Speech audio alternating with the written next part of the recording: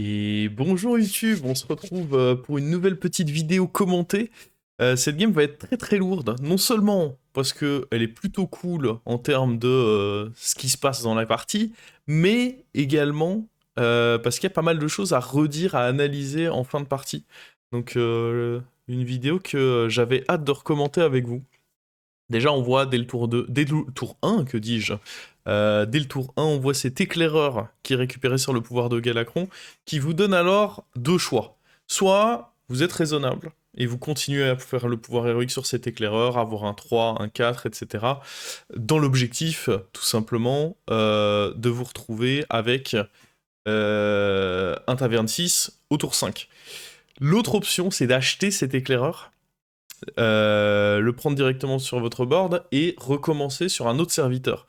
Ce qui fait que du coup, au lieu d'avoir votre T6, taverne 6 au tour 5, vous allez l'avoir taverne 6 au tour 6, mais au tour 7, vous allez avoir un deuxième taverne 6 puisque l'éclaireur aura grossi à chaque tour.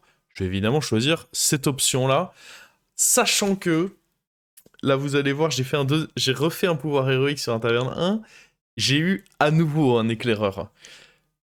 Et je vais pas le prendre. Je vais pas le prendre. Il faut savoir être raisonnable. Il faut savoir être raisonnable dans sa grid comme ça, hein. C'est pas possible. Là, ce serait trop abusé, hein. On m'a hué dans le chat d'avoir pris ce choix. Mais pour le coup, là, ouais, je ne regrette rien. Je ne regrette rien. Il y a des limites à la grid. Et la limite, c'était celle-ci. On va HP cet éclaireur pour faire ce dont je parlais à l'instant. Je refais un petit bond dans le temps, le petit fight. Lui, il était vachement fort, il a eu un bouclier divin sur son dragon. Ça a fait très mal. Mais bon, les petits combats de début de partie, c'est pas pour ça qu'on est là. On veut voir la suite, on veut voir là où ça commence à briller. Bon, ici, on continue, on fait un HP. Est-ce qu'il y a un 4 intéressant? Non. Parfois, il peut y avoir des 4 intéressants, mais là c'est pas le cas. J'ai fait notamment des vidéos où je prenais... Il y en a deux qui sont très intéressants, mais pour ça, il faut qu'il y ait Uran ou Pirate. Enfin, on peut même dire 3. Chimère, je pense que c'est intéressant. Chimère, c'est quand même une sacrée carte dans la méta, donc je pense que Chimère, vous pouvez considérer que c'est intéressant. Le Pirate, Captain Long John, qui donne des pièces chaque fois qu'il subit des dégâts, c'est intéressant parce que s'il vous donne 3 pièces en début de partie, c'est incroyable. Et il y a également le Uran de la Taverne 4 qui prend un sort de votre main pour vous donner 4 pièces d'or. Lui aussi, il peut être absolument exceptionnel. C'est un peu les 3 T4 sur lesquels il m'arrive de m'arrêter avec Galacron et de faire des bonnes parties. Mais honnêtement, c'est à peu près tout, hein. En général, il n'y a pas d'autres... il n'y a pas vraiment d'autres trucs que je tente, quoi. C'est ceux-là, et puis voilà. Bon, ici on prend notre petite défaite, c'est normal, hein, c'est pour ça que je voulais pas griller de double éclaireur, c'est que les premiers tours avec Galacron, bah, tu prends du dégât le temps d'arriver vers ton taverne 6. Donc là, normalement, c'était le tour où on avait un taverne 6 si j'avais pas choisi de prendre l'éclaireur. Mais j'ai choisi d'être greedy. On va du coup avoir un taverne 5 ici. Bon, ce qui est cool, c'est que là, je regarde mon adversaire, et mon adversaire va level up. Et le level up, là, il est cool, bah, il fait que je peux moi aussi, en réalité, aller level up, plutôt que de faire double achat, sans avoir peur de tomber trop bas niveau point de vie. Bon, je regarde si championne de Goblin, il y a moyen d'en faire quelque chose, mais la réponse est non, hein, donc je vais juste prendre un truc, on va level up, et on va transformer ça en un 6 au prochain tour. Et donc ouais, en effet, ici, on perd pas. J'ai vu qu'il était call pirate, donc j'ai remis ma 1-1. En fait, la 1-1, je l'avais mise devant avant parce que c'était un mec qui était call mecha. Et donc je me disais, il y a peut-être des shields. Là, il était call pirate. À l'inverse, pirate, il faut essayer d'aller sniper potentiellement la 2-4 qui augmente l'attaque des pirates qui attaquent. Donc à ce moment-là, je fais pas un placement où je mets mes petits serviteurs devant. Et là, hop, là, il y a deux choix. Il y a soit le choix de la grid, beatboxer, sachant que j'ai aucun autre mecha et que il n'y a pas de magnète dans mon shop, ou alors l'engeance qui me met tout de suite très bien niveau tempo. Et je crois que je me suis fait beaucoup insulter par le chat cette game, parce que j'ai choisi de prendre l'engeance. J'ai choisi ici de prendre l'engeance, et puis d'aller roll. Malheureusement, sur le roll, on n'a pas grand-chose, quoi. Je vais me contenter de prendre de l'écho. Là, l'objectif, ça va être de faire des level up de toute façon, vu que on a le tempo avec cette engeance. Mais ouais, Beatboxer dans un setup comme... Quand t'es pas dans le bon setup, la carte, elle est un peu trop surcotée, je trouve. Et le fait d'avoir grid avec l'éclaireur, je peux pas en plus grid le fait de faire Beatboxer, ça fait beaucoup. Puis là, on le voit, je me serais fait défoncer hein, si j'avais pris Beatboxer. Là, l'engeance, c'était une 20-20 qui a volé 10-10 de stats, alors que le Beatboxer, c'était une 5-10. Donc je me serais fait exploser si j'avais choisi de prendre le beatboxer ici. Et on se dirigeait tout doucement vers un top 8. Alors, je vends ceci. Et là, on me repropose beatboxer. Mais moi, je vois l'opportunité ici. Je vois l'opportunité ici d'aller vraiment bien up. Et surtout, ce que j'aime bien avec Elisa, c'est que ça synergise avec Dragon. Dans le sens où si tu récupères le poète, bah, les boosts d'Elisa en combat restent comme avec Tarek Goza. Donc je trouve ça plutôt intéressant et c'est pour cette même raison que là je vais faire, avant de level up, je vais faire un pouvoir héroïque sur un taverne 3. Comme ça si j'ai directement le poète, bah on achète, quitte à pas level up tout de suite, mais je pense que ce serait un trop bon achat. Et malheureusement non. Malheureusement on n'a pas eu ce qu'on voulait, mais c'est pas grave. On level up tranquille. On se positionne, et alors là en tempo, autant vous dire que le prochain adversaire il a intérêt à être prêt, hein, parce que la tour 7 j'ai 2 tavernes 6 et 2 tavernes 6 tempo quoi. On n'est pas là pour niaiser. Il se prend, boum, son serviteur qui se retrouve à 0 d'attaque. Ah oui non là, ah je vous l'ai dit, là on est là pour exploser des adversaires et level up au passage. Surtout, surtout level up.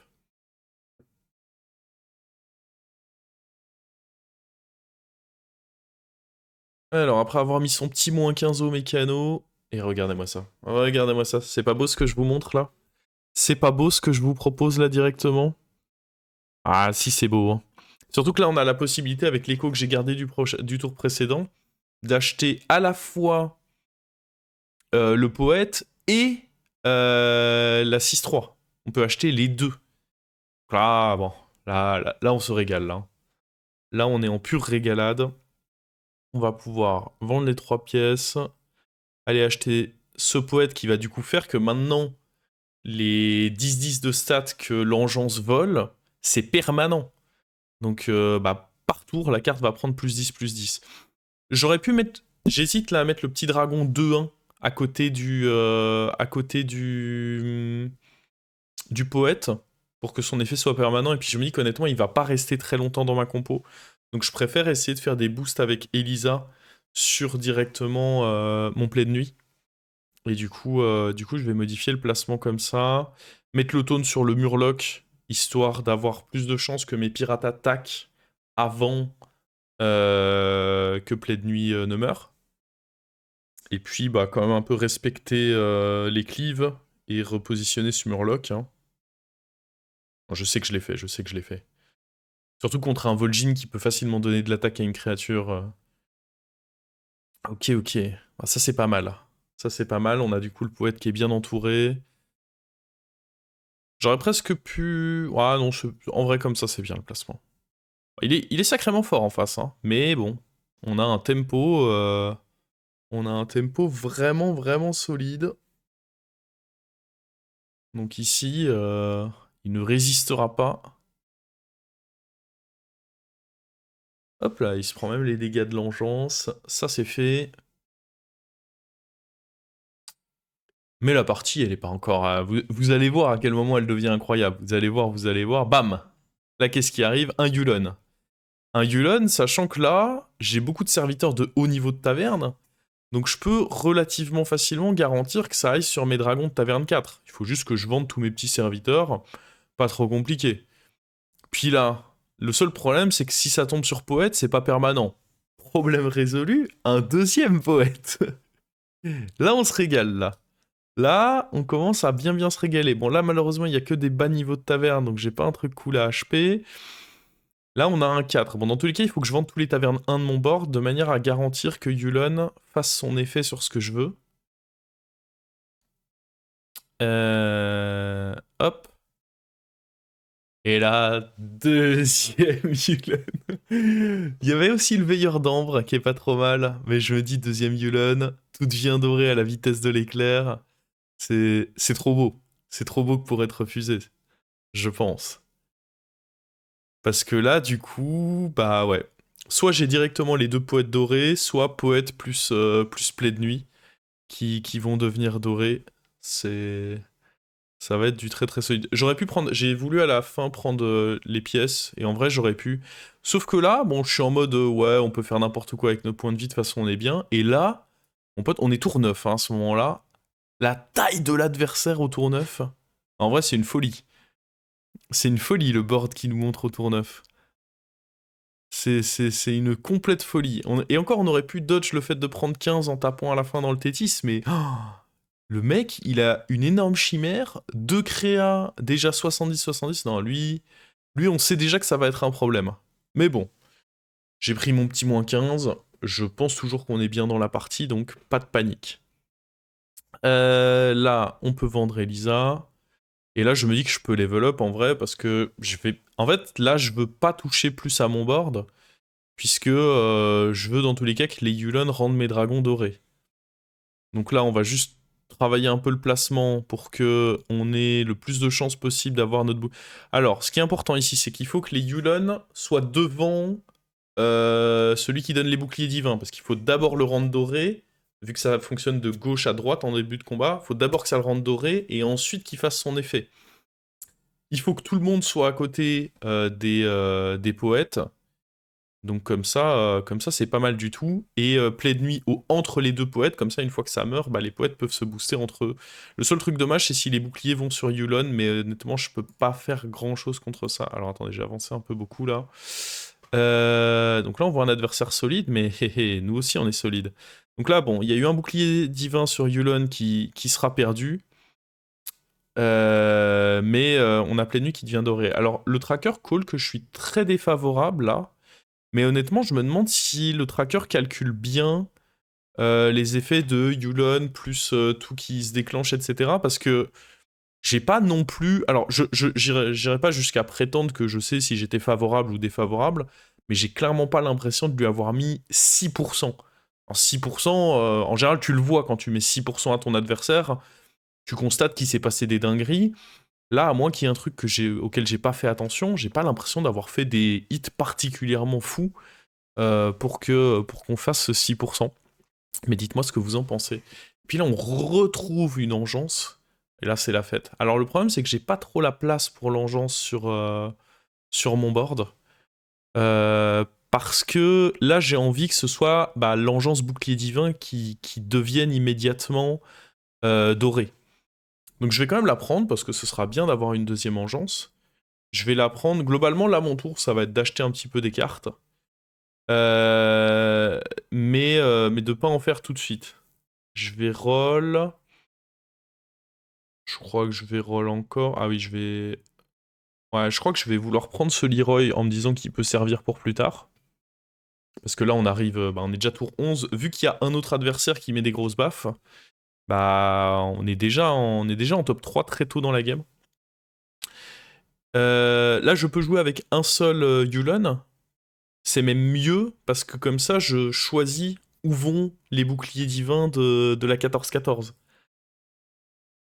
Et donc là, je mets le Leroy de côté, et j'ajuste mon placement de manière à ce que... J'hésite entre les taunts et le bouclier et le Leroy, mais je pense que le Leroy, c'est mieux à acheter ici. Surtout quand il n'y a pas de sorcier ronce possible, il n'y a pas vraiment besoin de donner d'autres taunts. Par contre, ouais, il faut vraiment faire gaffe au placement ici. Il faut que le Yulon soit... Ouais, comme ça, c'est bien. Comme ça, c'est bien. Comme ça, le Yulon récupère son bouclier divin de manière permanente. Pareil pour Plaie de Nuit. Et l'engeance devient dorée. Et donc là, mine de rien, l'engeance, elle est en train naturellement de bien scale. Hein. C'est beau ce que je vois là. C'est très très beau. Et même le truc qui donne les boucliers divins là, mine de rien, c'est des +14/+14 qui distribuent vu que c'est doublé par le poète. Donc non, franchement, une bien belle compo qui s'est vite mise en place là. Mais il y a toujours évidemment le Togwaggle qui me fait peur, hein. Le Togwaggle, il fait très très peur là. On voit, il vient d'arracher Tamsin. Il lui a mis quelque chose comme -30 d'un coup là. Ouais, -32. Donc là, j'ai peur de mourir contre lui parce que, en fait, je viens de voir qu'il a complètement arraché le dernier adversaire. Je sais qu'il va être très fort. Et là, moi, ma crainte, c'est que. Moi, ma grosse crainte ici, ce serait que je finisse troisième alors que je fais une super game, quoi. Donc on va prendre un maximum de scam, hein. L'objectif ici, ça va être d'y aller avec un maximum de scam. Et du coup, bah, je vais pas trop vouloir. Je sais plus ce que je vais faire. Est-ce que je reprends. Ah oui, j'ai directement l'engeance qui est dorée dans le shop. Ça, c'est cool. Parce que du coup, je peux me débarrasser de Yulan. Non, je veux garder Yulan. Je sais plus de quoi je me débarrasse. Qu'est-ce que je vends là sur mon board? Je sais plus. Probablement celui qui donne les boucliers divins. Ah mais non, ok, je suis bête. Je le rends doré, donc oui, je vends Yulan. Je m'étais perdu le temps d'un instant. Je vends Yulan parce qu'il est directement doré, mais par contre, je veux le bouclier divin dessus. Donc voilà. Là, ça a peu d'importance, hein. On peut prendre un. Ça, on s'en fout. On prend ce qu'on veut. Il faut pas perdre de temps sur ça. Et là, par contre, faut faire attention au niveau du placement à pas laisser. Ouais. Là, il faut surtout pas que ma créature soit à cet endroit-là, le taunt. Il faut que je le mette tout à droite, mais je crois que je vais le faire, hein, de mémoire. Il faut vraiment que je mette mon play de nuit tout à droite, parce que s'il a des cleaves, ça peut faire trop mal. Donc ouais, c'est bon, c'est fait. Bon, mine de rien, et en effet, on voit il y a du cleave. Il y a du cleave, il y a du cleave. Bon alors malheureusement, c'est pas aller sur le meilleur serviteur, après on le voit, hein, il est très favorable en face. Et le fait qu'il nous dynamite en prime, enfin vraiment, ouais, c'est atroce, on peut le dire, hein. Bon après, on gagne beaucoup d'attaques sur nos serviteurs, ça c'est cool. Et on a même un petit match nul qui est gratté ici. Puis là, on joue contre Tamsin. Honnêtement, je me dis pas que Tamsin va trop poser problème. On a le sort qui donne +4/+4 à tout le monde. Honnêtement, je pense qu'il faut l'acheter. Je sais plus si je l'avais fait, mais ça joue autour de dynamiteur sur mon Leroy, etc. Donc je pense que c'est bien. Ouais. Puis ouais, ça booste lui en plus. Donc en effet, je l'achète. Et là, on cherche d'autres cartes de scam pour le Togwaggle, là. Il faudrait que je fasse mon pouvoir sur des trucs de taverne 4. Ouais, ça, ou alors changer de pouvoir héroïque. Pour essayer de battre derrière le Togwaggle. Parce que je me dis que Tamsin, en vrai, on est tour 13. J'ai quand même un sacré board. Donc je me dis pas que Tamsin va me battre, en vrai. C'est Dragon là-bas aussi, mais... Ah, et puis en plus, là, on a le Cleave, qui est vraiment sympa. Le Cleave, pour le coup, est vraiment cool, parce qu'il peut péter des boucliers divins. On va avancer un petit peu. Hop, hop. Et je mets le Cleave en deuxième position ici. Et comme on va le voir, ça va vraiment se mettre sacrément bien ici. Et du coup, en effet, on casse son taunt avec le Leroy. Et puis en fait, on a quand même une assez bonne chance que le cleave reçoive l'attaque, ce qui va être le cas, hop, sur le tout dernier hit, et là, bam, le cleave il l'a envoyé en prison, là. Explosé. On sort du coup ici Tamsin.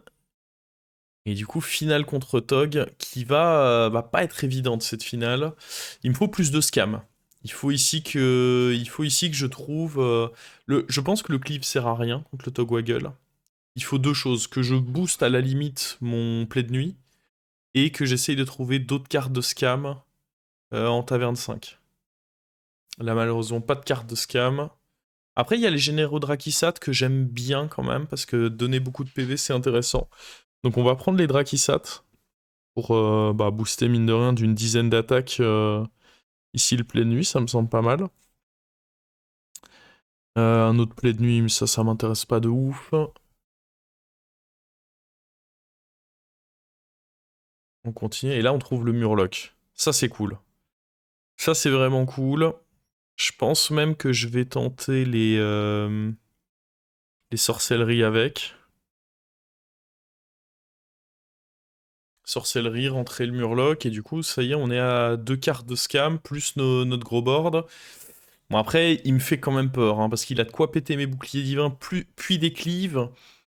C'est rarement plaisant quand tu joues dragon d'affronter ça, donc je sais que ça va quand même être un fight difficile. Mais c'est là qu'il faut analyser comment est-ce qu'il faut placer ça. Alors, ici on découvre un nouveau pouvoir. Malheureusement, ce nouveau pouvoir est un peu nul. On peut prendre ça, hein, ça se met dans notre fin de curve, ça booste 2-3 créatures vite fait. Mais soyons honnêtes, c'est pas fou. Ouais, par contre, je mets mes cartes de scam devant. Hmm. En fait, je pense que là, mon erreur, c'est de vouloir garder les dragons groupés. Je pense que là, mon erreur, c'est de vouloir garder... Alors, la bonne nouvelle, il avait plus de... Au final, ça se met bien, parce qu'il avait revendu son dynamiteur. Mais je pense que c'est quand même une grosse erreur de ma part de trop vouloir garder les dragons groupés ici. Alors on lui met un petit coup de pression, mine de rien. Il prend un petit moins 18 ici, qui doit pas lui faire grandement plaisir. On le met à 4 points de vie. Mais je sais que s'il retrouve un dynamiteur, on va avoir du mal quand même. On va quand même sacrément avoir du mal. Et là, il faut que je change mon placement. Alors, on va accélérer un peu parce qu'en soi, à part essayer de changer un pouvoir héros ou à nouveau booster plaie de nuit. Et encore, je sais même pas si booster plaie de nuit c'est si pertinent que ça. Là, il me faut soit booster le Murloc pour que ça meure pas sur Dynamiteur, soit trouver un package avec une autre éructation plus le Murloc qui ramène de la main. Comme ça, on aurait 3 toxis en 2 places sur le board. Mais je pense que là, ouais, acheter ceci, c'est pas fou. Là, on peut changer de pouvoir héroïque. Je pense que le changement de pouvoir héroïque, il serait cool quand même, hein. Après, je peux me dire que je le fais au prochain tour et jouer autour de Dynamiteur. Ouais, je pense que je vais le garder pour le prochain tour. Mais là, on revoit mon placement. Alors, ce que je vais faire, c'est que je vais mettre lui en 2 cette fois. Je pense vraiment que ce qui aurait été correct ici, c'est de mettre un gros dragon. Je pense le poète qui a le plus d'attaque, le mettre tout devant. Ensuite, l'autre, en effet, le mettre entre les deux engences. Et puis derrière, enfin, ou alors à la limite, mettre tous mes dragons devant. Enfin, tout le package dragon devant. Plaie de nuit tout derrière, à côté du Leroy. Et puis le Murloc Toxie en 5ème pour essayer de choper son plus gros serviteur. Je pense qu'en vrai, ce serait le placement le plus opti ici. Parce que là, donc ouais, on se fait dynamiter. Le problème, c'est que, bon, dans tous les cas, là, je tape dans un bouclier divin. Ça se met pas si mal que ça. Ça aurait honnêtement pu être pire. Le problème, c'est que son cleave va survivre, là. Et son cleave qui survit, ça peut faire très mal. Mais ouais, là, je pense qu'avoir un shot avec un gros dragon... En fait, j'ai 33% de chance, si je mets mon gros dragon devant, d'aller choper directement le Tétis. Et honnêtement, c'est cool, hein. C'est ça qu'il faut tenter de faire. Puis même s'il dynamite en premier, si je mets lui devant, je peux potentiellement avoir un value trade. Donc je pense que ouais, c'était pas mal. Parce que là, au final, le Leroy va là-dedans. Et là, son cleave survit. Et le cleave qui survit là, ça veut dire qu'il va pouvoir potentiellement réattaquer. Et ça, c'est pas cool du tout. Voilà, il y a déjà ce cleave là qui fait un hit de fou, terrible. Et puis la Toxie qui arrive à la fin. Ouais, la combinaison, dans tous les cas, je suis très défavorable. Hein, parce que la combinaison dynamiteur plus double cleave, atroce. Elle est atroce cette combinaison. Très très compliqué pour moi de rivaliser avec ça. Plus derrière, évidemment, il a des énormes serviteurs, hein, parce que sinon c'est pas drôle. Mais c'est que non seulement il a des énormes serviteurs, mais en plus il a des utilitaires avec ceci. Et là, bah c'est super. Je récupère le pouvoir de George, mais bah en fait on s'en fout du pouvoir de George, étant donné que dans tous les cas, je sais que je me fais dynamiter. Mais on va revoir à nouveau. Et là, en fait, pareil, ça c'est... Alors, je vais avoir un raisonnement qui est correct, c'est de me dire que mes Toxi plus Leroy doivent être dans le fond, parce que bah, son plus gros serviteur, il est pas devant. Mais je pense que ce qui est pas correct, c'est de mettre lui devant et de pas mettre en 1 un serviteur qui peut aller sniper un de ces gros taunts si mes trades se mettent bien. Je pense vraiment que ouais, Play de nuit doit être tout derrière, inverser Leroy et la Toxie, et là peut-être que on touche quelque chose. Parce que là, du coup, ouais. Bon, là, dans tous les cas, mon adversaire attaque en premier. Mais même dans le scénario où, du coup, mon adversaire attaque en premier, bah là, ce qui est terrible, c'est qu'il attaque en premier. Puis moi, du coup, j'attaque avec Play de nuit. Et là, son cleave, bah, il peut se faire plaisir, quoi. Son cleave, les deux cleaves peuvent se faire plaisir. Alors que si je mets au moins Play de nuit au fond, bah, je peux faire en sorte qu'il attaque dans enfin, son truc attaque mon Play de nuit, tout derrière. Là, j'ai 50% de chance de prendre un value trade avec mon engeance si ça tape dans Tétis. Malheureusement, lui a trop d'attaque, donc ce serait pas un value trade. Mais le 50% de chance de prendre un value trade est cool. Ou alors, peut-être même pas prendre le 50%, mais peut-être mettre lui devant.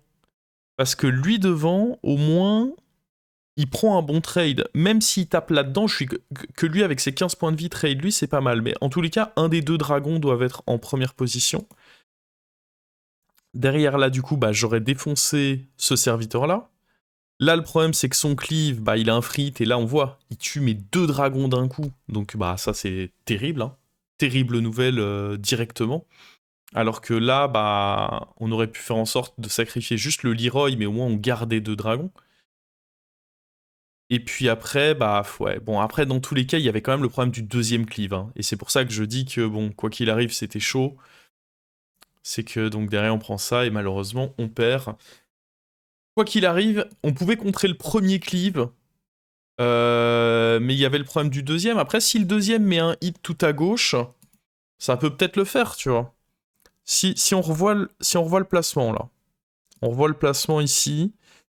Si je mets la créature qui a 694 d'attaque tout à gauche, avec ses 15 points de vie, que je mets mon Play de nuit tout à droite avec le Leroy juste à côté de lui, du coup mon adversaire attaque en premier, pète mes shields, moi j'attaque, et je défonce un de ses gros serviteurs, mais avec un serviteur qui a peu de points de vie de toute façon de mon côté.